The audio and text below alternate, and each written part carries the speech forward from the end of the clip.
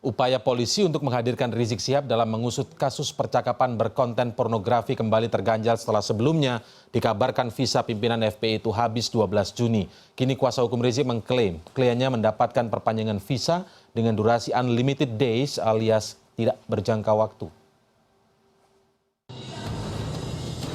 Pihak kepolisian nampaknya masih kesulitan untuk mendapatkan keterangan dari pimpinan FPI Rizik Syihab yang terjerat kasus percakapan berkonten pornografi. Sebab yang bersangkutan masih berada di luar negeri dan hingga kini belum jelas kapan akan kembali ke Indonesia. Sebelumnya visa Rizik disinyalir akan habis pada 12 Juni ini.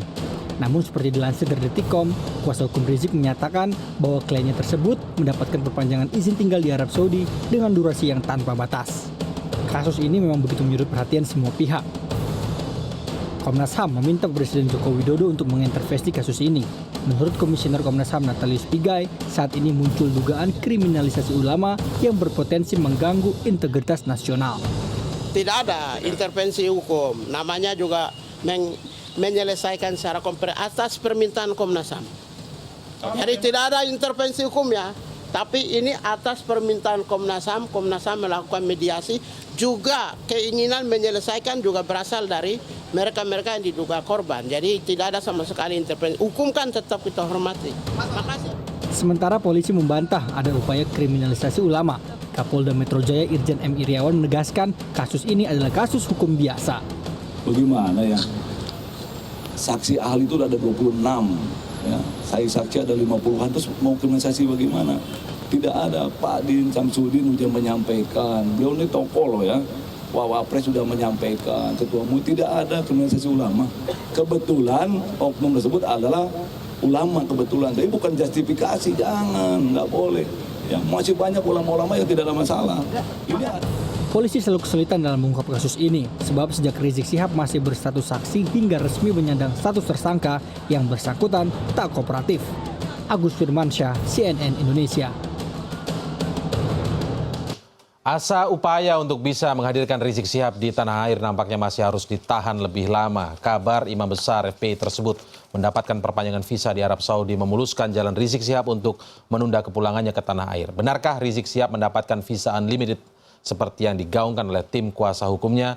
Dan bagaimana sebenarnya permintaan Komnas HAM, rekomendasi dari Komnas HAM agar Presiden segera turun tangan terkait dengan sejumlah permasalahan yang menimpa para ulama seperti yang dimaksud oleh Komnas HAM? Kita akan mendiskusikannya malam hari ini bersama Hafid Abbas, Komisioner Komnas HAM yang membawahi Subkomisi Pemantauan dan Penyelidikan. Selamat malam. Pak Hafid, terima kasih sudah hadir. Lalu kemudian ada Jamin Ginting yang merupakan akademisi hukum pidana dari Universitas Pelita Harapan. Selamat malam Pak Jamin, terima kasih. Selamat malam, baik, Pak Indra. sudah hadir dan kami masih menantikan Egy Sujana yang tadi sudah mengkonfirmasi untuk hadir di studio CNN Indonesia Prime News yang merupakan kuasa hukum dari Rizik Syihab. Saya akan mulai terlebih dahulu tadi Pak Hafid, tentu saja begitu Pak Hafid, kita dengarkan tadi berita sebelumnya bahwa apa yang dimaksud oleh Natalius Pigai, salah satu komisioner yang datang juga. Pak Hafid ikut datang juga ya tadi ya, waktu itu ya ke kantor Kemenko Polhukam ya. Ada siapa saja Pak? Dari BIN, perwakilan BIN ada, dari kepolisian ada, kejaksaan juga ada, begitu ya. Intinya apa sih Pak yang diminta Presiden untuk segera turun tangan tapi tidak intervensi hukum? Maksudnya seperti apa itu Pak? Ya, Komnas HAM menerima beberapa kali pengaduan dari para Presidium 212. Jadi ada peserta aksi 2 Desember ya, 212 ya. 411 di setiap hari Jumat setelah sholat Jumat, mereka bersama-sama ke Komnas HAM menyampaikan begitu banyak masalah yang dialami oleh para tokoh agama, para ulama, para aktivis HAM, sehingga ini menimbulkan kegaduhan-kegaduhan yang berkepanjangan. Jadi aktivis, para ulama ditangkap satu-satu gitu. Sehingga ada urgensi ya Komnas HAM melihat persoalan ini supaya tidak melebar ya. Sehingga ini dibawa ke Menko Polhukam untuk mencarikan solusi, sebab ada harapan dari perwakilan Presidium 212 ini supaya dihentikan seluruh proses penyelidikan, penangkapan dari para ulama, para aktivis HAM ini dan dibawa kepada mekanisme yang lebih damai. Jadi apa mekanisme yang lebih damai itu Pak? Jadi diajarlah berdialog gitu dan tidak perlu dibawa ke ranah hukum. Sebab proses ini kelihatannya adalah ekor dari kekisruhan yang terjadi pasca Pilkada DKI. Jadi ada dampak yang ditimbulkan yang diduga bisa membawa eskalasi kegaduhan nasional dan bisa menimbulkan friksi-friksi sosial yang berkepanjangan. Dan bisa saja kalau friksi-friksi ini tidak teratasi segera, bisa menimbulkan iritasi sosial dan bahkan konflik sosial. Dan kalau itu terjadi, sulit sekali sembuh. Jadi kita lihat pengalaman bangsa-bangsa lain di negara. Itu sudah ada berapa aduan dari kelompok yang mengadukan ini, Pak? Oh, banyak sekali. Berapa sampai berapa, Pak? Ada yang sekarang sudah masih ditahan, sudah tengah menjalani proses hukum dengan macam-macam sangkaan, dakwaan. Ada 20 lebih. Dan angka itu kelihatannya juga kalau didata lagi di daerah-daerah. Ini yang hanya terkait dengan 212 kelompok-kelompok yang tokoh-tokoh dari aksi 212, 411. Ya, dan itu saja, itu masih yang seputar itu ya, begitu Pak? Seputar-utar. Dan ada yang tuduhan makar lah, ada teror lah, ada segala macam lah. Termasuk juga muncul kenapa ada delay yang begitu berkepanjangan kasus Novel Baswedan. Baik. Jadi ada paradoks yang mencurigakan di situ sebenarnya. Pak, itu mereka melaporkan ke Komnas HAM, kemudian Komnas HAM merekomendasikan agar diambil jalan yang lebih damai dalam arti diajak berbicara, tidak usah proses hukum tadi kan begitu Pak ya? Iya. Itu sudah melalui kajian Komnas HAM tidak? Ya, Kajiannya mendalam benar nggak ini laporan mereka, atau jangan-jangan mereka lapor terus langsung dikeluarkan rekomendasi? Ya kami belum mengeluarkan rekomendasi. Oh, ini belum rekomendasi bentuknya? Belum rekomendasi. Jadi kami intensif satu demi satu ya. Dari mereka yang mengadu ini kami dalami ya. Kami bertemu dan kami mencoba menganalisis lebih jauh. Oh, sudah dianalisis tapi? Nah, tetapi mereka itu berharap sudahlah. Kita lelah kalau terjadi friksi-friksi berkepanjangan ini. Bagaimana kalau ini kita bawa ke mekanisme yang lebih rekonsiliatif gitu. Dihentikanlah proses ini dan bisa happy. Ketika sampai pada kesimpulan harus dibawa ke mekanisme yang rekonsiliatif, artinya kemudian tadi Bapak juga bilang untuk mengabaikan proses hukum yang sekarang ini kan beberapa diantaranya berjalan ya. Kalau kita untuk kasus Rizik Syihab, kasus Al-Khotat begitu kan, itu kan berjalan sudah proses hukumnya. Terus kemudian yang makar juga masih ada berjalan kan sebagian. Nah, kenapa tidak waktu itu Komnas HAM kan sudah menganalisis? Apa yang membuat Komnas HAM berpikir analisisnya harus pada mekanisme yang penyelesaian yang rekonsiliatif, tidak melihat memang harus diselesaikan secara hukum nih? Apa Pak yang kenapa bisa ada faktor timbul kemudian faktor apa yang timbul kemudian sehingga analis yang harus disampaikan itu hasil analisis yang disampaikan adalah harus melalui mekanisme penyelesaian yang rekonsiliatif? Ya, sebab akar permasalahannya itu jelas sekali. Apa akar permasalahan? Itu karena adalah polarisasi dari friksi-friksi yang terjadi akibat pemilu kada kemarin. Pilkada Jakarta. Okay. Jadi ekor ini kelihatannya panjang. Ada terkesan, ada pemaksaan dari berbagai kalangan untuk membawa ini ke mereka yang kritis, dijebak dengan macam-macam tuduhan, adalah makar lah, ada segala macam yang ditimbulkan yang dari pihak mereka ini tidak dapat terima. Jadi dengan melihat realitas seperti ini, kelihatannya bisa menimbulkan kegaduhan-kegaduhan yang berkepanjangan. Itu analisis Komnas HAM ya? Begitu. Baik, saya ke Bang Jamin Ginting dari sudut hukum pidana seperti apa ketika sudah ada proses hukumnya berjalan. Tadi kalau kita simak khusus untuk kasus Rizik ya, apa yang dikatakan oleh Kapolda, ada 26 saksi kalau tidak salah begitu, semuanya melalui prosedur yang terbuka dan terlihat begitu, dan ada update-nya begitu dari kepolisian, gelar perkara dan lain-lain sebagainya. Ada pemanggilan yang disampaikan secara terbuka juga kepada orang yang bisa menjadi saksi kemudian akhirnya menjadi tersangka. Ketika Komnas HAM menyatakan permintaan agar Presiden segera turun tangan dengan mekanisme penyelesaian yang lebih rekonsiliatif dan mengabaikan proses hukum tadi, menurut Anda seperti apa? Ya gini, ini kan statusnya kan adalah tersangka, sudah melalui proses penyidikan dan penetapan tersangka itu didasarkan kepada 2 alat bukti yang sah minimum.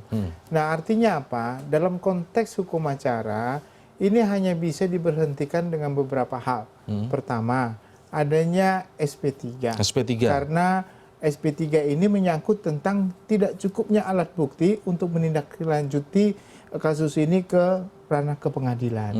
Kedua, ada upaya hukum yang disebut pra-peradilan, di mana dalam putusan pra-peradilan dinyatakan tidak tidak dilanjutin karena penetapan tersangka tidak sah. Yang ketiga adalah kewenangan nanti kalau sudah masuk ke dalam kejaksaan, contohnya ada deponering. Deponering ya. Nah, dalam konteks apa? Demi kepentingan umum, seperti apa yang pernah terjadi kasus-kasus pimpinan KPK kita yang terdahulu. Iya. Jadi tetap bisa dilakukan pemberhentian melalui deponering. Nah, pertanyaannya, dari fasilitas yang 3 ini, apakah dimungkinkan untuk dilakukan? Karena kalau dalam konteks pra-peradilan itu kan pasti kepolisian nggak mau. Pasti yang mengajukan itu adalah tersangka atau ahli warisnya, Ya. begitu. Dalam konteks SP3, yakin bahwasannya penyidik tadi sudah disebutkan beberapa kali punya cukup alat bukti. Nah, paling deponering. Deponering hak jaksa agung untuk melakukan pemberhentian karena surat perintah pemberhentian penyidikan. Nah, itu bisa atas perintah. Tetapi permasalahannya, pertanyaannya, apa bisa nggak Presiden melalui pembicaraan dari Komnas HAM tadi, rekomendasi ya mungkin, rekomendasi Komnas HAM, Presiden bisa melakukan intervensi. Saya bilang sih tidak. Kenapa? Presiden tidak bisa. Tidak bisa, karena kalau Presiden sampai melakukan intervensi, walaupun dia pimpinan tertinggi dalam kepala negara ataupun panglima, itu artinya sudah ada suatu kekuasaan eksekutif masuk ke kekuasaan yudikatif gitu. Nah, kalau sampai ini terjadi, ini kan kasus yang juga bisa bermakna bagi orang lain juga. Artinya kalau bisa Presiden melakukan itu, presiden kasus buruk maksudnya ya. Jadi Menjadi ini presiden buruk, buruk terhadap penegakan hukum di Indonesia. Walaupun ya kita ketahui ada deponering atau SP3. demi kepentingan umum pada saat itu yang kita alami dengan pimpinan KPK Ya, kita kasus begitu. KPK, ya. Nah, jadi satu-satunya fasilitas yang ada, walaupun saya kira saya nggak yakin rekomendasi Komnas HAM ini yang disebut dengan rekonsiliasi tadi itu bisa menyelesaikan kalau sudah orang ditetapkan sebagai tersangka begitu. Karena kembali lagi penetapan tersangka itu kalau di atas alasan karena korban yang harus dilindungi hak asasi manusianya, kan persepsi masyarakat ataupun selama ini menyatakan Pak Habib ini adalah korban dari suatu perbuatan tindak pidana. Kalau korban harus mendapatkan perlindungan, kan itu asumsinya kan gitu. Nah, tetapi dari sisi penyidik ini bukan korban, ini adalah pelaku. Jadi konteks yang tidak ketemu ini akhirnya harus ada penyelesaiannya. Ya cuma penyelesaiannya cuma 3 tadi itu saja. Di luar itu saya kira sulit untuk kita berargumentasi. Syarat-syaratnya begitu. Seperti apa kalau yang 3 tadi fasilitas SP3 kira-kira memenuhi tidak menurut Anda kajiannya? Ya, kalau dia surat perintah pemberhentian penyidikan, otomatis kan tidak cukup alat bukti untuk menjadikan orang ini ditindaklanjuti dalam penuntutan. Kenapa? Alasannya karena jaksa dengan P18, P19 dikatakan tidak cukup alat bukti sehingga mereka berani untuk mengajukan ini dalam proses peradilan. Nah, kalau sampai ini bolak-balik terus, artinya berarti orang ini tidak bisa dituntut dalam proses peradilan karena tidak cukup alat bukti. Nah, itu bisa dilakukan karena kepentingan hukum daripada penuntutan. Jadi permintaan tadi Komnas HAM misalnya mengatakan tidak usah secara hukum, artinya mengabaikan proses hukum tadi, bagaimana itu? Itu kalau sampai ada terjadi berarti intervensi namanya. Ya, saya kira minim sekali kesempatan itu bisa dikabulkan atau bisa dilalui karena sarana dan prasarana aturan hukum acara pidana kita tidak mengakomodir hal seperti itu begitu. Nah, kalaupun ada intervensi politik itu mungkin terjadi, tetapi saya kan tidak akan mengatakan itu sebagai intervensi hukum kan begitu kan.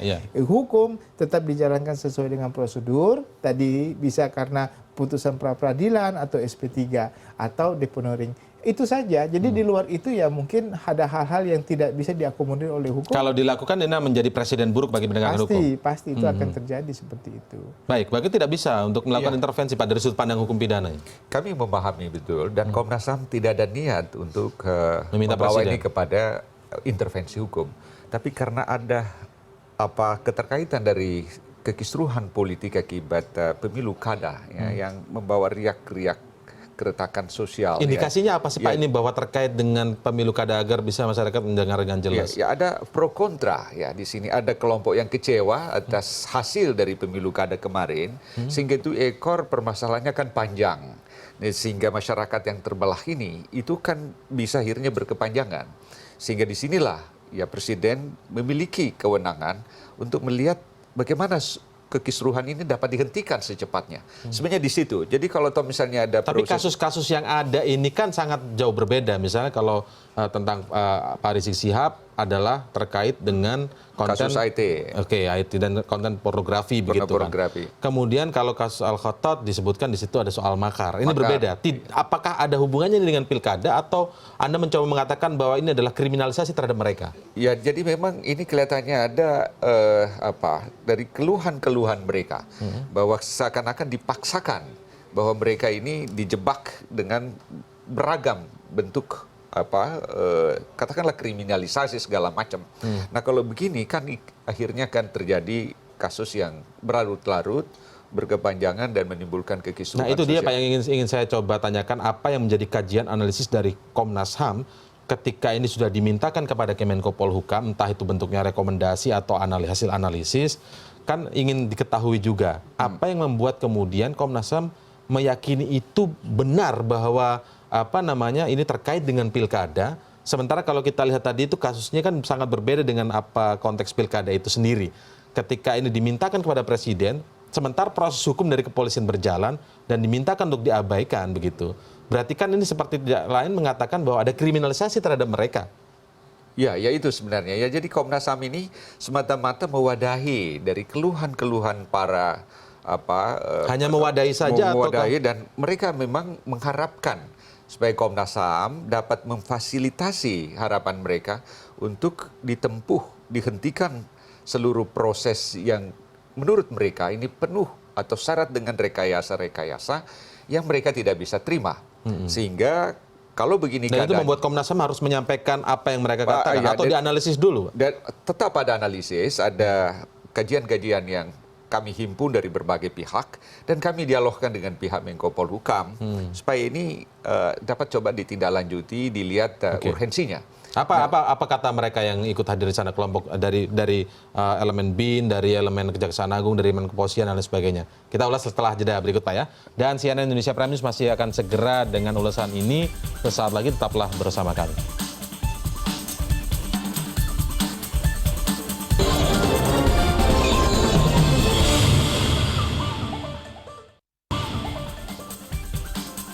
Baik, untuk kita akan mulai lagi perbincangan malam hari ini. Sudah ada baru saja bergabung kuasa hukum dari Rizik Syihab, Egy Sujana. Selamat malam, Bang Egy. Ya, selamat Baik, malam. terima kasih sudah hadir. Ini informasi terbaru disebutkan Bang Egy bahwa katanya janjinya pulang 17 Ramadan, 12 Juni nih. Sekarang jadi pulang atau tidak ini, Bang Egy? Kalau Pak Rizik Syihab. info ke saya enggak, karena Enggak enggak jadi. ya enggak, bukan kejiran, memang belum mau pulang aja. Karena memang Bukankah saat itu disebutkan Bang Egy dan beberapa kuasa hukum yang lain, lalu ada juru bicara FPI yang sempat kita wawancara juga mengatakan 17 Ramadan alias 12 Juni ya, hari ini begitu. begini, itu pemahamannya yang saya pahami. Tanggal 12 Juni bertepatan 17 Ramadan ya istilahnya. Itu kan yang dianggap sebagai visanya habis, visa umroh. Oke. Tapi sebelumnya, menurut info yang saya terima, sebulan sebelum ini, waktu sebelum berangkat, sudah ada visa khusus namanya. Sebelum berangkat? Iya, menurut info yang saya terima. Jadi, saya tidak dalam kapasitas untuk menjustifikasi ini ya, tapi karena info aja. Nah, kita kan lawyer ini banyak tim pembela ulama dan aktivis itu bagi-bagi lah. Infonya dari mana ini kok bisa tahu? Nah, kalau info ini saya langsung dari Habib. Oke. Saya kan ada komunikasi dengan beliau. Jadi dalam perspektif soal visa, soal apa, itu menurut saya bukan wilayah hukum kita lah. Karena pemerintah Arab Saudi mau tambahin atau kasih khusus itu kan mekanisme hukum di sana. Jadi kita tidak bisa intervensi kalau istilah tadi intervensi. Nah, maka yang terpenting sekarang menurut saya adalah Jadi belum akan pulang nih ya? belum. Kapan pulangnya rencananya? Begini, harus dipahami ya. Pulangnya tidak itu, Habib juga pernah bertanya kepada saya, tolong dibicarain kapan saya pasnya pulang gitu. Nah, kita kaji, kita serius bahas ya dalam pengertian yang benar secara hukum. Jadi ketidakpulangannya ini disebabkan karena kriminalisasi, disebabkan proses diskriminasi, disebabkan prosedur cacat hukum di dalam konteks mempersoalkan kasus Habib ini. Kalau misalnya Habib diperlakukan sama seperti Ahok misalnya, ada gelar perkara, ada proses cross check, ya, konfrontir dan lain sebagainya, itu kan selang 3 bulan lalu. Kok Ahok diperlakukan seperti itu? Nah, kenapa Habib tidak? Nah, itu kan pertanyaan serius yang harus dijawab oleh Tidak diajukan pra peradilan saja oleh kuasa hukum? Enggak, gini, pilihan hukum itu banyak. Kita belum tempuh pra peradilan, dengan pertimbangan kita masih persoalkan, ini prosedurnya aja nggak benar. Ngapain kita langsung pra peradilan? Bukankah itu ranah pra peradilan justru? tidak. Untuk melihat prosedur yang tidak benar, penetapan tersangka, maka disitulah ranah bagi kuasa hukum dan juga tersangka untuk bisa mempermasalahkan statusnya ini. Tidak harus. Karena ada peluang yang SOP di dalam peraturan Kapolri, ya, nomor 14 tahun 2012, pasal 69, Oke. pasal 70, pasal 71. Itu menerangkan dengan detail tentang gelar perkara. Ada gelar perkara awal. Kalau tidak salah itu pernah Kabid Hukum Polda Metro Jaya mengatakan itu sudah tidak berlaku lagi, Pak. Oh, ini dia nggak ini yang nggak berlaku. Siapa yang nggak berlaku? Norma masih ada kok, belum dicabut. Siapa yang nggak berlaku? Yang nggak berlaku bisa saja yang kaitannya tahun 2009. Nah, kalau ini tahun 2012 ada, masih berlaku, nggak dicabut. Bahkan diterjemahkan lebih detail oleh peraturan Kabareskrim, Perkaba, ya, nomor 4 tahun 2014 pasal 19. Oke. Apa pertimbangannya? Pertimbangannya kalau kasus yang bersifat perhatian publiknya besar dan juga bisa menimbulkan proses kamtipmas yang serius, itu mesti namanya gelar perkara khusus. Bahkan ada 2 peluang di situ, yaitu 1 karena adanya komplain dari keluarga atau penasihat hukum. Itu ada nih. Gelar perkara khusus. Iya. Jadi Dan maksudnya yang kedua, yang untuk kasus ini minta ada gelar perkara khusus? Iya, yang kedua dari rekomendasi presiden. Oh. Garis miring Mendagri, garis miring gubernur. Disitulah kemudian Komnas HAM sempat minta presiden turun tangan, maksudnya begitu? Iya, Saya yang minta justru, karena saya mengerti hak hukum ini kan hak hukum. Iya, iya. Jadi ketika kita minta ke presiden begini, jangan dibilang intervensi. Intervensi itu kan sesuatu yang tidak ada kewenangannya, dia masuk. Itu baru intervensi. Kalau ini ada? Kalau ini ada kewenangan. Berdasarkan ada peraturan? Ya tadi peraturan Kapolri nomor 14 tahun 2012. Bahkan, ya, kalau dikaitkan lebih jauh ya, ada tentang abolisi. Undang-Undang Dasar 45 loh abolisi ini. Oke. Abolisi ini pertimbangannya bukan semata hukum, tapi justru politik. Oh, jadi mau ditarik ke ranah politik memang Bukan ya? mau ditarik, tapi ini peluang-peluang hukum. Oke. Peluang-peluang yang dibenarkan oleh undang-undang. Upaya-upaya. Kan saya bilang tadi tidak harus pra-peradilan. Oke. Karena pra-peradilan juga rawan kalau itu nanti dia. Kalau pra-peradilan bagaimana? ada beberapa upaya hukum. Salah satunya adalah pra-peradilan dan beberapa yang lain lagi. Nah, saya ingin terangkan ada yang lain ini abolisi. Ini kewenangan penuh presiden.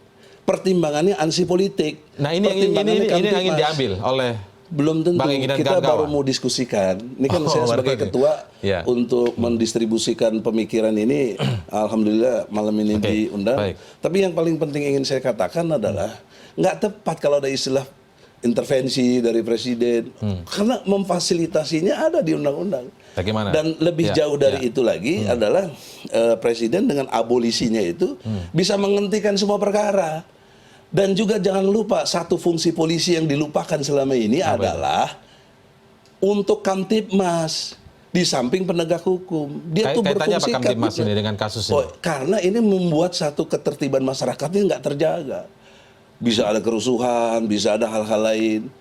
Fungsi Kamtibmas ini yang menurut saya triberarta sebentar dalam konteks yang berkait dengan melayani, melindungi dan mengayomi masyarakat. Ini kan triberarta. Salah satu. Jadi dengan adanya kasus Rizik ini kemungkinan besar menimbulkan ketidaktertiban di masyarakat. Ya, udah pasti. Kenapa? Ini logika kesebandingannya misalnya yang misalnya pertandingan bola. Sangat dicintai pemainnya, terus kalah, ngamuk bisa. Turun tangan. Itu urusan bola. Ini urusan ideologi. Baik. Urusan ajaran, apalagi tunggu sebentar, Pak. kasus Habib ini biasa. Tapi orang yang disebut Habib Rizik luar biasa. Dia harus dalam pengertian yang saya pahami adalah silsilah yang pernah saya baca bisa sampai cicit-cicitnya dari keturunan Rasulullah Muhammad. Jadi ini harus kita hormati beliau ini. Iya, ini boleh. Dilecehkan. Ini boleh kan Maka satu daya dobrak untuk melawan yang mencintai. satu pandangan dari misalnya Bang Egy dan juga sekelompok itu begitu kan. Yang lain kan bisa juga kita harus hargai juga melihat hal pandangan yang berbeda. Kalau gini, artinya pandangan lain boleh berbeda, sangat boleh. Iya.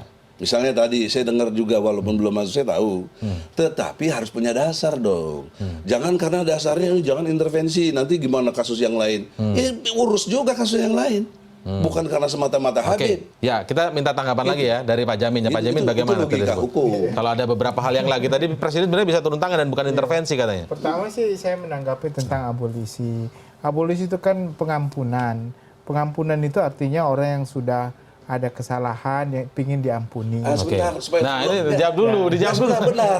Dijawab dulu. Awalnya itu udah keliru. Nah, Yang dimaksud pengampunan adalah grasi. kita tidak bicara skala keliru dulu. Begini, bentar. Ini undang-undang, Bos. Iya. Supaya kita mengerti. Begini maksud saya. Dalam pengertian Jamin harus abolisi, baca dulu. minta pertimbangannya DPR. Bang Egy, kita Karena tahan dulu ya, urusan Bang Egy. politik. Biar Bang Kalau Egy- yang dimaksud pengampunan, minta pertimbangannya Mahkamah Agung. Ya, oke. Sekarang kita dengar Pak Jamin dulu. Jadi Pak Jamin. Enggak. Pak Jamin dulu. Pak Jamin dulu. Abolisi kan itu kan untuk kejahatan-kejahatan yang dimaksud sebagai keamanan negara.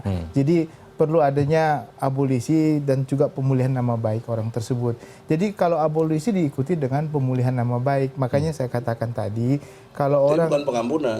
abolisi mau dipulihkan nama baik, berarti kan ada suatu perbuatan yang sebelumnya Sudah dilakukan. yang sudah dilakukan begitu. Jadi Artinya maksudnya sudah diakui. dia diakui, Oke. diminta pengampunan untuk dimulihkan nama baik orang tersebut. Keliru, bukan Kayak begitu. pengampunan. Karena ujung-ujungnya nanti Kalau pengampunan gerasi. Coba ada sih. nanti pengampunan nanti nama baik itu akan dipulihkan kan. Itu kan tujuan akhirnya Iya, begitu. iya. Abolisi itu kan tujuan akhirnya adalah untuk memulihkan nama baik orang Oke. kan begitu. Nah, itu yang pertama. Yang kedua, saya kira karena kan kedudukan orang ini sudah sebagai terdakwa. Jadi terdakwa ini kita agak sulit untuk mengembalikan posisi ke keadaan semula sebagai saksi atau sebagai orang korban. Nah, satu-satunya tadi yang disebut Pak Egy disebut mengenai protap yang dikeluarkan oleh Kapolri. Nah, ini adalah hukum acara. Sebenarnya dalam konteks hukum acara pidana tidak diatur mengenai protap-protap tadi itu. Gelar perkara, bla bla. Tapi itu direpresentasikan karena ada SOP yang harus dilalui. Nah, itulah yang disebut tadi Pak Egy itu ada SOP. Tapi SOP bukan itu. hukum pidana sebenarnya. Itu hukum acara. Hukum acara aja. Tapi tidak dimasuk dalam KUHP, Kitab Undang-Undang Hukum Acara Pidana, tidak ada disebutkan mengenai itu. Nah, pertanyaannya, kesalahan dalam melaksanakan hukum acara, baik itu melalui Undang-Undang Hukum Acara maupun melalui SOP yang ada, itu tidak bisa kita melakukan upaya hukum selain tadi pra-peradilan. Nah, itulah makanya Jalannya hanya pra-peradilan, ya? Jalannya hanya itu karena penetapan tersangka. Kecuali tadi dia sebagai saksi diperlakukan tidak adil atau sebagai korban yang diperlakukan. Tapi kalau sudah tersangka namanya, upaya hukum satu-satunya untuk tidak memulihkan atau membalikkan posisi beliau itu adalah pra-peradilan pertama. Yang kedua tadi tidak cukup alat bukti. Nah, makanya dipertanyakanlah sama Pak Egy ini, apa alat bukti Anda untuk menetapkan orang sebagai tersangka? Ya. Nah, kalau memang tidak cukup alat bukti, maka tadi ada upaya hukum yaitu SP3. Nah, SP3 ini bagaimana? Tidak bisa dengan jalur hukum. SP3 itu Jalur hanya apa? kewenangannya hanya ada pada polisi dan kejaksaan. Nah, ini cuma jalur hukum aja. Kalau jalur politik, contohnya presiden memerintahkan gitu ya, seorang Kapolri atau seorang jaksa agung, udahlah demi keamanan dan kenyamanan bangsa negara ini kan yang disebutkan Pak Habib Rizik ini suatu Punya hal yang masa yang banyak, punya gitu agar kegaduhan diikuti oleh Komnas HAM. Nah, pertanyaannya apakah bisa seorang presiden mengintervensi? Tentu kita sudah tahu lah tidak bisa kan Oke. begitu. Nah, apa upaya hukum yang bisa dilakukan? Tadi saya katakan lagi ada deponering. Kan ada deponering. Nanti kalau sudah masuk ke kejaksaan dan jaksa menilai tidak layak untuk disidangkan karena alasan apa? Demi Tapi itu harus kepentingan masuk umum. sampai ke kejaksaan dulu tingkatannya karena ya? kewenangannya jaksa agung itu. Itu kewenangan jaksa agung. penyidik kepolisian tidak mempunyai kewenangan seperti itu. Jadi harus berangkat dulu ke kejaksaan. Jadi ikut dulu prosesnya semua. Ikut dulu prosesnya. Nah itu baru memang bisa, tapi ini pun masih gray area saya bilang. Tapi kalau secara hukum tidak bisa. Tapi karena menurut Pak Egy, Jaksa Agung itu bagian dari kewenangan kepala negara, bisa juga dia dipilih oleh Presiden. Mungkin Jaksa Agung mau mengeluarkan itu, tapi secara hukum kalau saya Tapi harus ikut dulu tadi ya. Ya, ikut aturan ikut beberapa itu. Jadi proses itulah dulu. yang saya bilang jalur-jalur Jadi yang maksudnya bisa pintu dilakukan. masuknya tetap harus datang dulu mengikuti proses hukum sampai kemudian apakah itu pra peradilan ataukah mungkin itu kemudian SP3 ataukah itu kemudian deponering ketika sudah sampai Iya. kejaksaan. Iya. Poinnya itu. Iya. Nah, itu berarti harus datang dulu Iya, Bang Egy. iya. Ini kan pendapat. Iya, pendapat. Kita bicara ini nggak diatur di hukum, nggak ada pendapat dia. nggak diatur di hukum. Nggak diatur di hukum. Nggak begini, itu sekarang kesempatan saya bicara. Ah, ya, Ini nggak boleh ya. dipotong. Nah, pendapatnya itu saya berbeda. Ya. Nah, kenapa? Saya punya argumentasi. Ya. Ini sekarang ranahnya masih di wilayah polisi. Oke. Yang mana keluarannya bisa disebut SP3. Jadi kenapa harus kita dipaksa harus sampai urusannya ke pra-peradilan? Kita nggak mau ke situ dulu. Saya mempersoalkan dia cacat hukum dalam proseduralnya. Dengan cacat hukum ini, saya punya kewenangan menurut Perkap Kapolri. Cacat hukumnya di situ Iya, maksudnya. kenapa tidak ada gelar perkara untuk menentukan tersangka ini? Kenapa Ahok diperlakukan istimewa? Kan pasal 29. Tapi kan kita Dengar pernah dulu berdiskusi dong. ini Bang. Kita kan pernah berdiskusi ini. Ada Ya. kepolisian mengatakan dari Kabid Hukum Polda Metro Jaya itu tidak berlaku lagi. Masalah Yang tidak berlaku gimana? itu yang tahun 2009. Saya udah cek. Itu yang 2009. Ini Soal gelar tahun- perkara kan? Iya. Itu konfrontirnya. Tapi dalam konteks perkap atau peraturan Kapolri nomor 14 tahun 2012 ini, Ya. pasal 69 boleh cek dong, internet lah Ya, ya, buka tuh, oke, ya. supaya jelas. Di situ dimungkinkan gelar perkara awal, pertengahan, akhir. Kemudian di 70 dan 71-nya ada gelar perkara khusus. Oke. Bagaimana prosedurnya? Karena ada komplain dari penasihat hukum. Nah, sekarang saya penasihat hukum, saya komplain. Boleh dong, ini namanya hak hukum. Kenapa hak hukum saya diabaikan? Nggak boleh. Jangan lupa everybody ya. Kita ini advokat penegak hukum. Ya, Di ya. samping polisi, Oke. jaksa, hakim. Oke. Ya. Jadi hak hukum yang dimintakan tadi apa? Nah, hak hukum yang saya minta, prosedur ini kenapa dilampaui, kenapa tidak dijalankan. Oke, Jadi ini baik. ada kesalahan serius. Oke. Nah, kalau sudah kesalahan serius, maka kita minta siapa yang punya kewenangan di sini? Presiden. Ada di Perkap itu juga. Pasal 70. Dan memang koordinasi dengan Komnas HAM ya. Ayat 1. Iya, kita datang dulu ke Komnas HAM.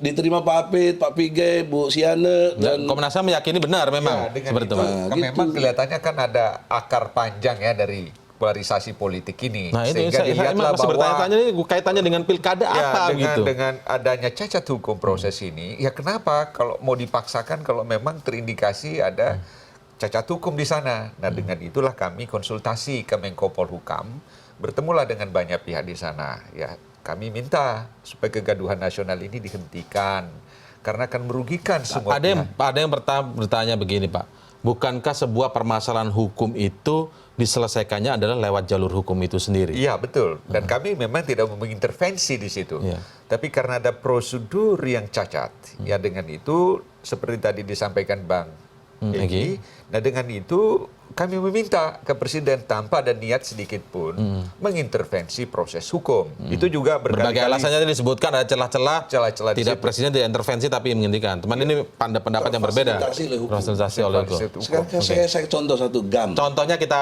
GAM. setelah jeda ya. Ah, iya. Nah, setelah jeda kami akan mengulas ini lagi. Benarkah ini intervensi atau tidak permintaan dari Komnas HAM dan juga dari kuasa hukum Rizik Syihab. Kami segera kembali setelah jeda berikut ini.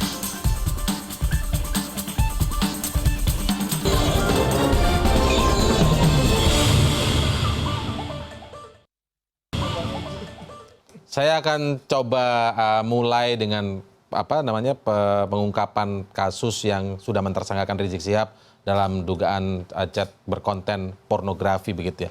Sekarang kalau lihat Pak Jamin kan perkembangannya diduga begitu ya, ada perpanjangan visa tinggal Rizik, artinya tidak akan pulang dalam waktu dekat ini begitu kan. Sementara kepolisian yang sudah mentersangkakan salah satu jalannya adalah sudah mengajukan red notice, tapi kalau informasi terbaru yang kami dapatkan red notice itu sendiri tidak dikabulkan oleh Interpol Karena memang ada kriteria-kriteria dalam.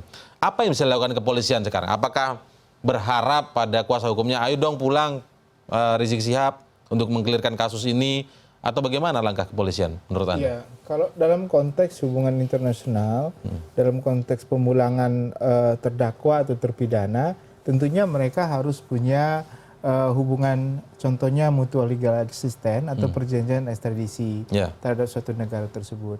Makanya harus dilihat apakah negara Republik Indonesia ini mempunyai MLA atau ekstradisi terhadap suatu negara lain. Nah, tentunya kalau sudah ada, nanti dia bisa memulangkan orang tersebut kalau ada perjanjian tersebut. Nah, pertanyaannya kalau nggak ada tentu dia harus bikin notis untuk menyatakan bahwasanya apa alasan suatu negara tersebut untuk memberikan perpanjangan visa tersebut. Tetapi ini cuma pertanyaan, tapi tidak ada kewenangan suatu negara untuk mengintervensi alasan-alasan tersebut. Begitu. Karena konteksnya kedaulatan negara kan setiap negara diakui kedaulatannya, dihormati. Jadi kita tidak boleh mengintervensi tersebut. Jadi upaya apa yang dilakukan? Ya tentu karena konsep red notice sudah kita bahas bahwasanya ini bukan salah satu kejahatan extraordinary crime. Jadi tidak masuk di situ yang orang pemerintah Arab Saudi sendiri sudah menotis bahwasanya mereka tidak akan memberikan ini kalau bukan suatu perkara yang sifatnya sifat ideologi, politik dan segala macam ya. Nah ini konteksnya. Jadi satu-satunya yang bisa diupayakan tentu police by police atau government to government gitu. Artinya kalau police by police itu seperti apa tadi? Yang polisi juga mengatakan itu? Ya, setiap polisi itu kan punya organisasi ya, kepolisian dunia. Mereka, tapi dalam konteks ini mereka juga hubungan bilateral ada. Kita akui bahwasanya Arab Saudi kan beberapa saat yang lalu kan rajanya juga datang ke Indonesia. Paling tidak kan sudah ada komunikasi terhadap government to government berarti ini. Jadinya ini komunikasi inilah yang dikembangkan bagaimana untuk mendeteksi, maksudnya mendeteksi orang yang diduga melakukan suatu tindak pidana atau terdakwa, posisinya di mana, kemungkinannya bagaimana untuk bisa memulangkan hal tersebut. Jadi effortnya itu ya tentu effortnya yang negara kita yang berusaha, bukan diberikan kepada negara lain untuk menyerahkan begitu. Jadi tapi ini bukan jalan buntu ya bagi kepolisian? Saya kira hanya masalah waktu ya. Jadi kepolisian juga kan punya sarana dan prasarana ya.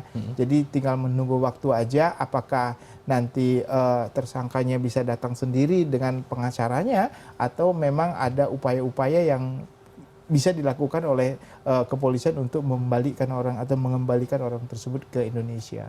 Pak Egy tadi sempat mengatakan begitu Pak Hafid bahwa kalau misalnya ini bisa tetap berjalan, misalnya katakanlah Rizik Syihab pulang, kemudian akan membuat ketidakstabilan kondisi masyarakat begitu ya, ketidaktertiban di masyarakat karena Kamtibmas, masalah Kamtibmas. Mengapa Komnas HAM tidak justru menyerukan saja mungkin kepada tim dari Pak Rizik Syihab ini untuk tidak justru menahan agar tidak ada massa, tapi memang proses hukum itu yang harus dijalani menurut Komnas HAM seperti apa ini? Ya memang kemarin ada dua pendekatan yang kami coba lihat ya. Pertama melihat secara reflektif ya emosi publik atas kekisruhan yang ada, dan kami menduga kalau dipaksakan ini terjadi eskalasi keretakan sosial dan itu potensial sekali terjadi dan sulit sekali disembuhkan kalau itu terjadi. Ukurannya apa Pak? Indikasinya apa? Ya, misalnya apakah massa yang dilihat pada aksi 212 itu 411, apakah itu memang semua mengacu kepada Pak Rizik Syihab ataukah memang itu hanya gabungan sebenarnya atau bagaimana? Gabungan, karena ada eskalasi yang melihat bahwa ada perlakuan-perlakuan yang amat diskriminatif, yang tendensius kepada kelompok ini gitu ya. Nah dengan itu, kalau ini tiba-tiba terjadi, katakanlah Pak Egy tadi sudah menjelaskan soal diskriminasinya, tapi menurut Komnas HAM setelah menganalisis ini dan mengajukan kepada Kemenko Polhukam untuk menyampaikan kepada Presiden, letak diskriminatifnya di mana? Ya itu tadi, ada proses yang seperti tadi dijelaskan oleh Bang Eki bahwa itu tidak dilalui gitu ya. Tiba-tiba saja ditangkap malam-malam.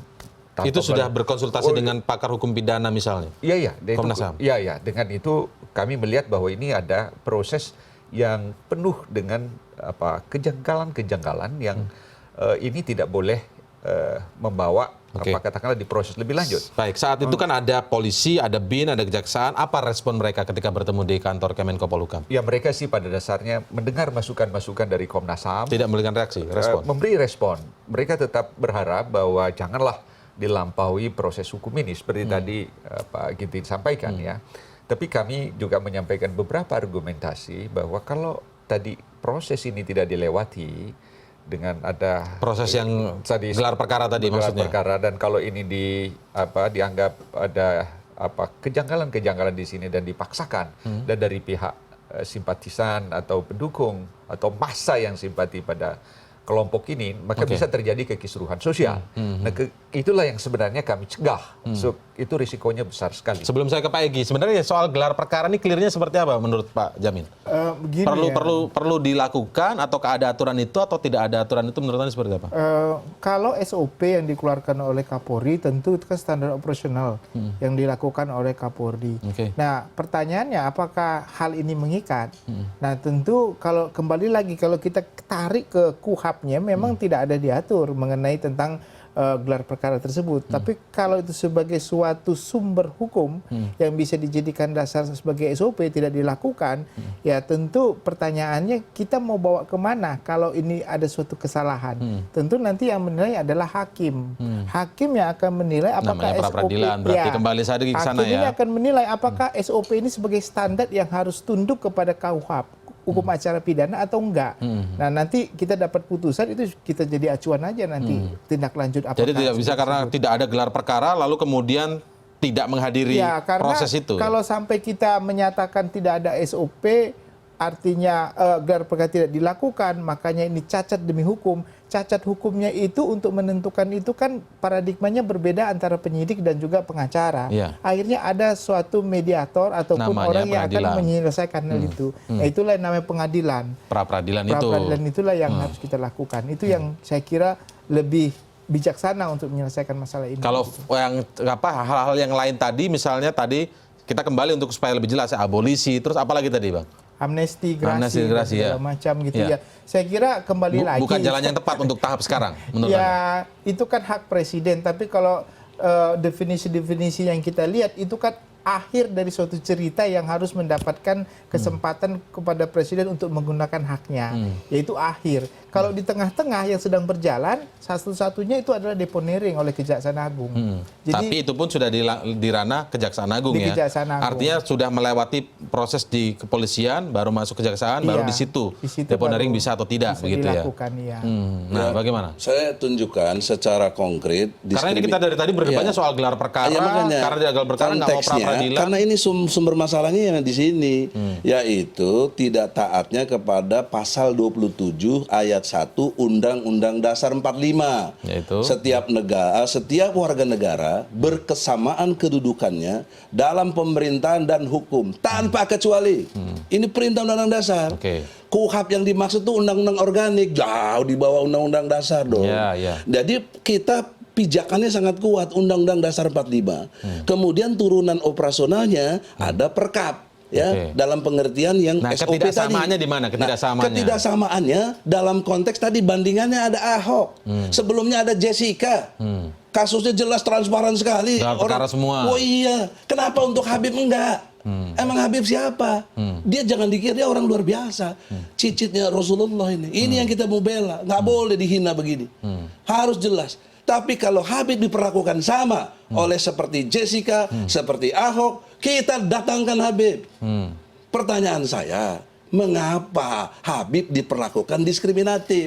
Jelas sekali. Jadi mesti. Ya, Dan ya, yang kedua, teori hak hukum. Kalau sudah ada di undang-undang, Ini yang membuat atau- Anda tidak berpikir untuk maju ke pra peradilan. Iya, kita lagi tempuh hak hukum. Di samping tadi hak hukum untuk gelar perkara. Kasus-kasus dan- yang lain nggak gelar perkara bisa nggak pra peradilan juga, lah kabur Iya, juga dong mana dia. Karena mereka Presiden nggak buruk. berani komplain. Kita kan bukan orang-orang penakut. Oke. Kita lawan, nggak benar tuh kita lawan. Karena nggak benar, karena kita ngerti hukum. Saya pembela, ada hak hukum, nggak boleh dikriminalkan saya. Ada pasal 16 Undang-Undang Advokat, nggak boleh saya dikriminalkan dalam membela ini, baik pidana maupun perdata. Kenapa kok Anda tiba-tiba mengatakan tidak boleh dikriminalkan? Ada yang berusaha karena mengkriminalkan? banyak, karena Kapolda katanya udah ngancem-ngancem, makanya jangan jaga omongannya katanya. Apaan begitu? Ngancam ke siapa? Ya ke pengacara. Oh, langsung ke Bang Egy? Nggak tahu, dia nggak disebut, tapi pengacara disebutnya. Iya, iya. Saya ingatkan juga Kapolda, malah saya ingatkan, Iya. Kapolda itu kan top manajemen di satu daerah, namanya Polda Metro Jaya kalau di sini. Dia top manajemen. Yang kita hadapi mestinya bukan Kapolda, penyidik. Kan penyidik yang tahu persoalan ini. Kapolda kan cuma terima berita dari penyidik. Tafsir-tafsir dia juga jadi ada. Sekarang mari kalau Jadi maksudnya Kapolda nggak boleh berdebat. ngomong nih? Makanya kita tantang gelar perkara. Mana penyidiknya sini? Jangan klaim-klaim, ya. Dan untuk itulah di dalam kesempatan ini ya kita juga ada hak yang namanya abolisi. Sekali lagi ya, abolisi itu ujungnya untuk penghapusan perkara, bukan pengampunan. Kalau pengampunan itu gerasi. Nah ini ada caranya gimana? Mesti minta pertimbangan DPR. Oke. Maka kita akan temu nanti ke DPR nih. Bagaimana DPR mencikapi ini? Karena ini pasti menimbulkan kamtipmas tadi.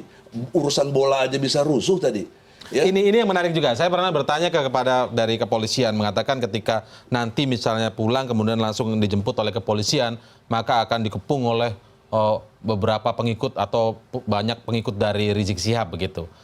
Ini yang polisi mengatakan wah ini justru memprovokasi orang untuk melakukan tidak ketertiban di masyarakat itu. Malah nanti kuasa hukumnya nanti yang akan bisa dipermasalahkan dengan hal ini. Itulah yang saya bilang, dia nggak ngerti pasal 16 tadi Undang-Undang Advokat, nggak boleh. Ini juga jangan dibilang provokasi, ini upaya pembelaan. Kalau mau dilihat dari cara begini, polisi bukan lagi provokasi, dia sudah action, sudah mengangkangi hukum, sudah tidak menghormati hukum. Kenapa mau langsung-langsung begini? Kan ada proses. Oke. Jadi jangan dibalik-balik kita nggak menghormati hukum. Nggak mengatakannya mulai dari sana. Mengatakan banyak yang akan datang, akan mengepung bandara dan itu sebagainya. namanya konsekuensi logis. Melihat pujaannya, melihat yang dianggap keturunan Rasulullah ini dihina, Oke. dia mesti marah dong. Sayang sekali kita jangan dianggap kita nggak benar, jangan. Ya, sayang sekali malam hari ini sebenarnya kita juga harus menghadirkan kepolisian, tetapi beberapa pihak dari kepolisian, baik Polda Metro Jaya, mulai Kabid Humas, dan kemudian Kabid Hukum, bahkan dari elemen seluruh Polda Metro Jaya, menolak untuk tidak mengkonfirmasi untuk bisa hadir dalam perbincangan malam hari ini. Sebagai penutup, kira-kira jalan tengahnya seperti apa ini? Apakah nanti ya karena nggak balik-balik, maka ya nggak berjalan proses hukumnya ini, atau bagaimana ini Pak? Ya dalam konteks pidana ya negara itu memiliki instrumen ya dalam melaksanakan tugas dan fungsi sebagai kepolisian.